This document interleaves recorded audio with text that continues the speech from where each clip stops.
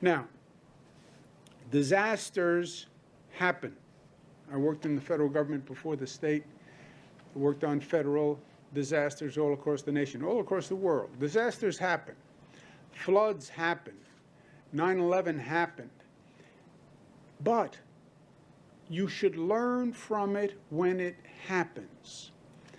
Disaster preparedness is basically a new, relatively new field for government. We talked about it for a long time, but until we've really had these disasters, we didn't appreciate it. We had Superstorm Sandy. Who ever heard of a superstorm?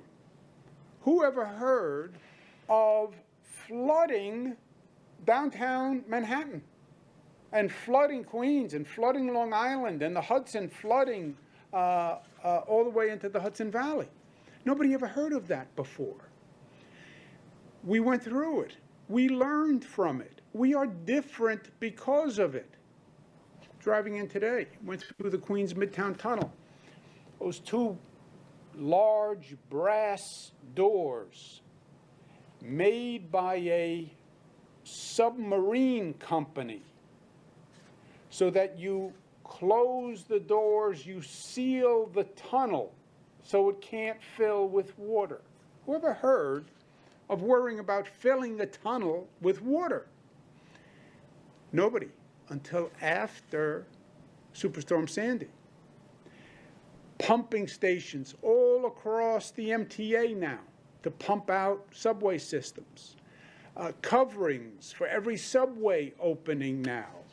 Long Island, building the electric grid above ground, so when you have a flood, you don't short out all the transformers.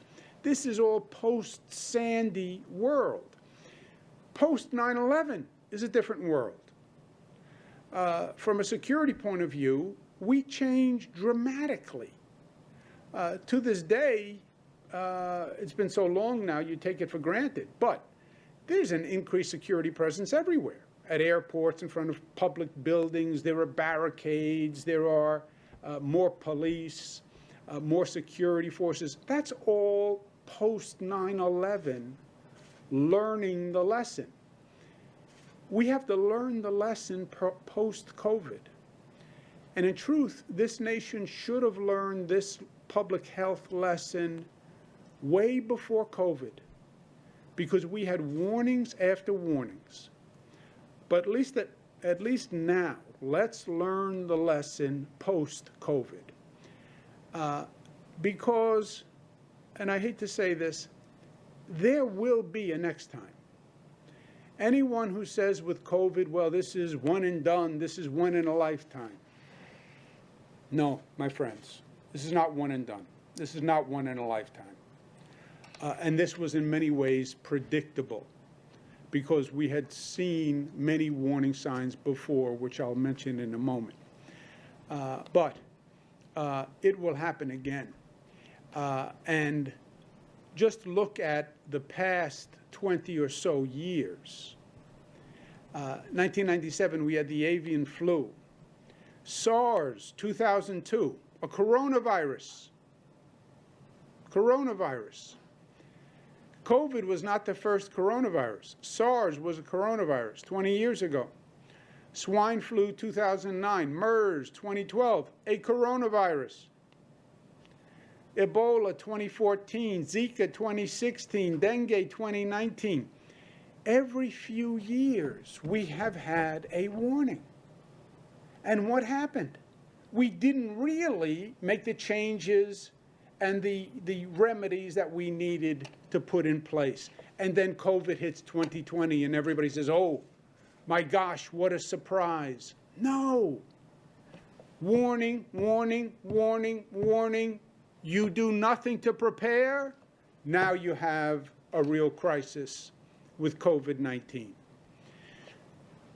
Let's not make the same mistake twice. Let's make the lesson, the changes to our public health emergency management system. We need an emergency management public health capacity that is much more sophisticated and operational than it is today. When we talk about emergency management now, we talk about it in terms of natural disasters. We talk about it in terms of floods, etc. We talk about it in terms of security needs. We have to get serious about a public health emergency management plan. Look at all the things we had to scramble to do and do on the fly here in New York. An emergency medical staff to come in because we needed more nurses and doctors.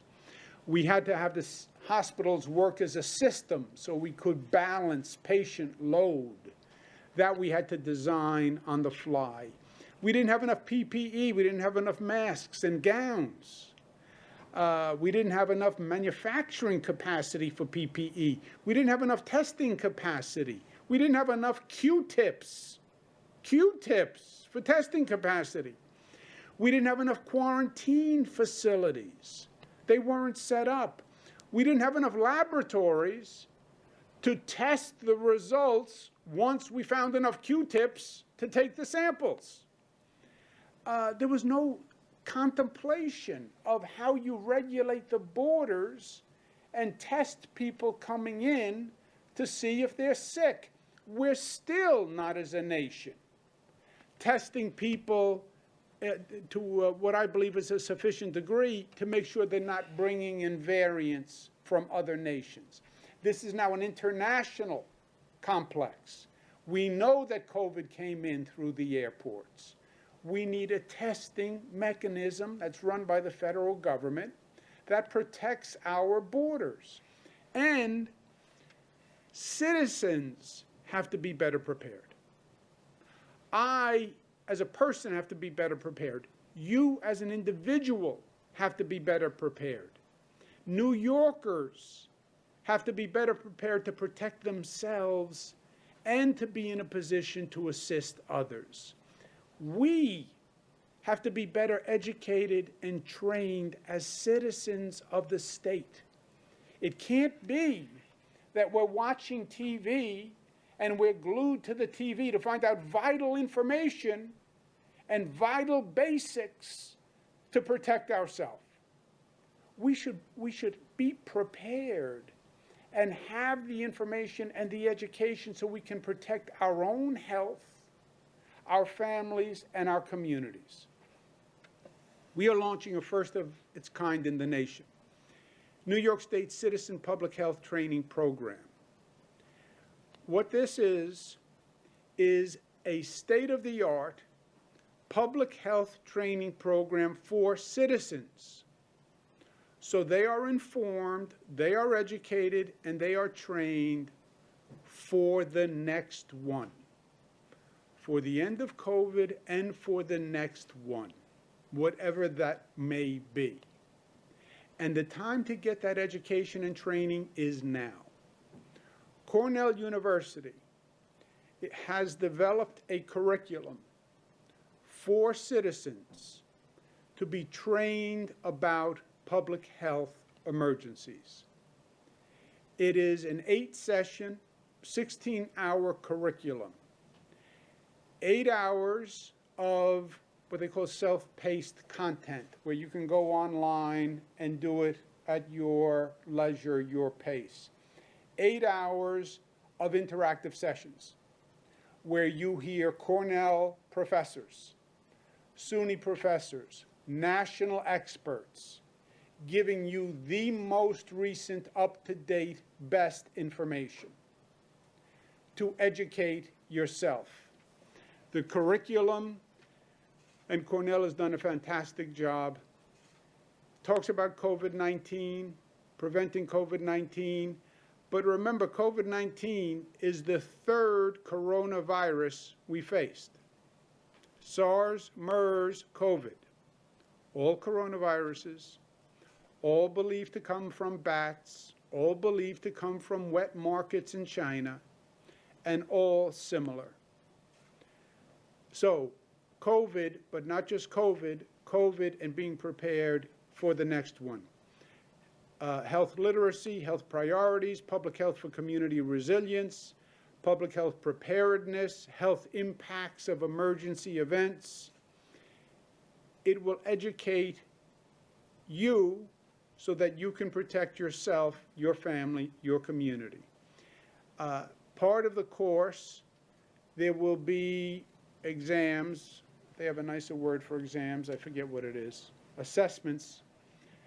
If you pass the assessment, you will get a certified training program completion from Cornell and from the Department of Health that says you have been trained as a citizen public health leader. In the event of another healthcare emergency,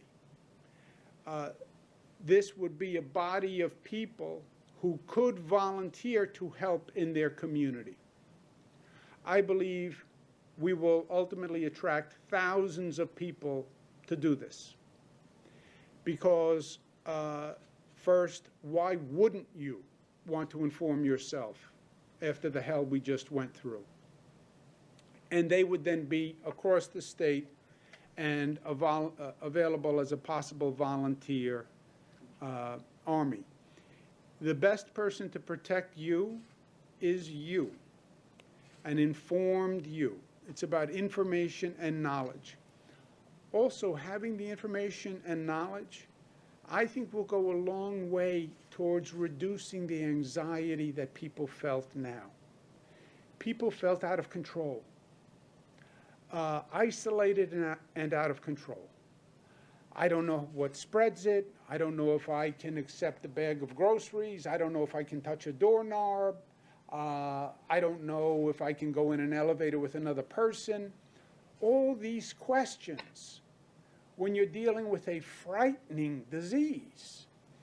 We've been in a state of emotional trauma, of anxiety and a feeling of loss of control. The information and the knowledge, I think, will help reduce that anxiety and restore a sense of control. If you know what you're dealing with and you know how to deal with it, you will be more comfortable in the situation. And we will be ready for the next time.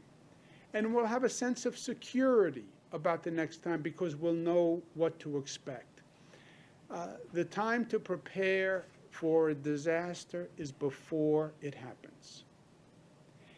Once the disaster happens, it is too late to do the preparation. We learned that again with COVID. After COVID hit, it was too late to figure out where to get PPE. We had to send planes to China. It was too late to figure out where to manufacture Q-tips and where to get emergency medical staff. The time to prepare is before. Learn that lesson from COVID. This course is totally free. It is a Cornell course. If you had to go to Cornell and pay for this education, it would be very expensive. It's online, it's free, you take an assessment, you get a completion, gives you a sense of knowledge, gives you a sense of control, and puts you in a position to protect yourself and your family and your neighborhood. And God forbid there's another emergency, you could volunteer to help. We're joined by Dr. Lauren Warnick from Cornell University. I can't thank you enough, Doctor. I know this was an unusual request. I believe that we are the first state in the nation to do this. We're going to make the curriculum available to every state because I think educating our citizens about this is going to be vital, because let's be honest, most of COVID was about educating citizens about how to act and how to behave. Wear a mask, right? It was basic public health information. Wash your hands, how it's transmitted. This was all basic public health information that we were imparting to the public. If the public had known these things before, it would have been much easier to deal with this situation, and the anxiety would have been lower.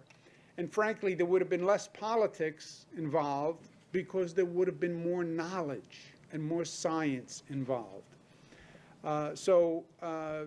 You have been phenomenally cooperative. Cornell University is a great state asset. But you did a great job, a great curriculum. We've had many people go through it already. Everybody's impressed. And this is one of the public services, Doctor, that I think is going to make a real difference and a great part of the legacy of Cornell and New York State. So thank you very much, and thank you for being with us today. Please. Yeah, thank you. It's really great to be here today for the announcement of this innovative new program. And I want to thank Governor Cuomo and the state of New York for engaging Cornell and other research institutions to help New Yorkers during the COVID-19 pandemic. We at Cornell are really honored to be a part of this effort by developing the Citizen Public Health training program that's being launched today. And it's really exciting to see this being offered. The course will be available to any New Yorker. It will allow citizens of our state to learn from Cornell educators and to become public health leaders for their families and communities. As was said, the curriculum was developed by faculty at Cornell. They drew on expertise in our Master Public Health program and from other departments around the university focused on health communication and community engagement. The course uses the eCornell online learning platform, so that makes it accessible in any location. There's 4 different learning modules that can be done in sequence, and the material will help people understand the principles needed to respond to COVID-19, including prevention and vaccination efforts. And these modules also motivate participation in personal and community health promotion. And this will in turn help build preparedness for future health emergencies. Our goal is to increase the understanding of social and environmental determinants of health and to improve public health in New York State.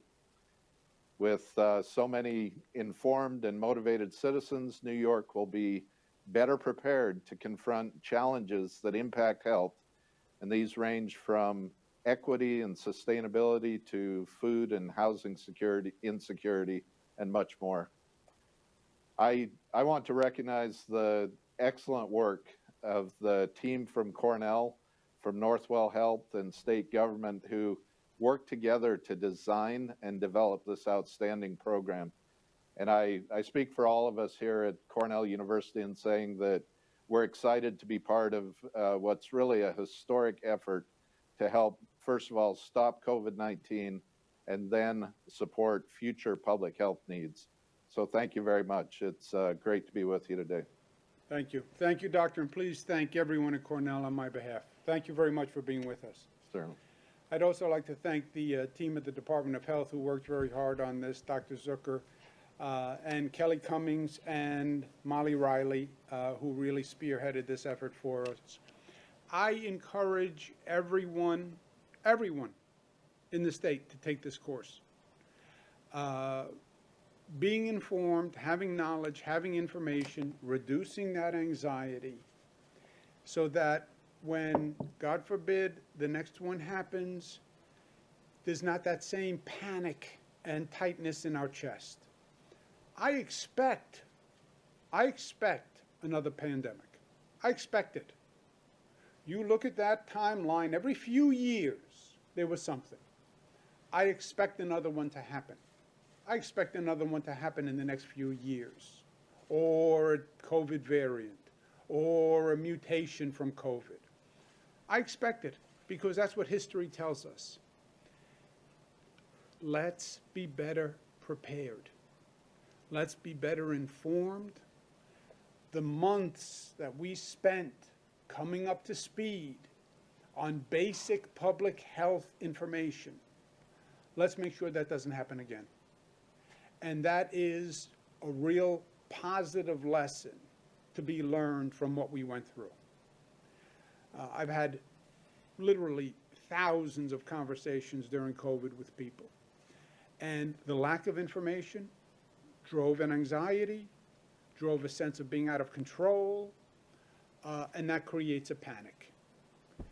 This can go a long way to avoiding that.